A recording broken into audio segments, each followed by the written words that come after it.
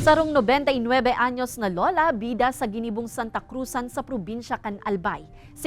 Sikreto kan pagkakaigwanin halabang buhay ni lola. Aramunta sa report ni Rosie Nieva.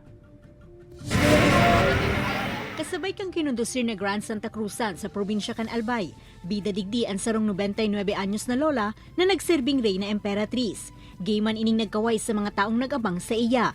Day ka napugulang mapabilib kan mga tao, hulitas sa iyang edad, garo day pa napaparaan gayon ni lola.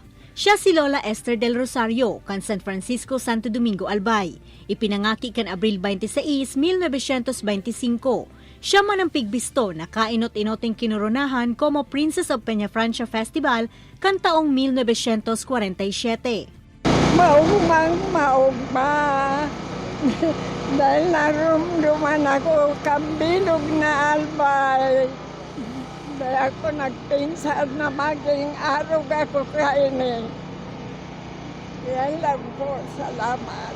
Sigun sa aki ni Lola Esther, medyo nagluya na ang pandangugan sa iyang ina, alagad ang tuhod, memorya asin mata, malinaw asin makusog pa, asin ang sikreto, healthy diet asin exercise na. Ito talaga ang highlight talaga sa lahat ng mga reynang nandito.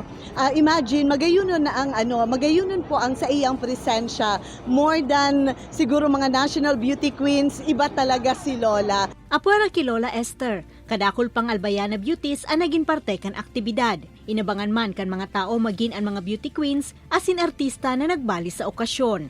Ini si Rosie Nieva, Balitang Bicolandia.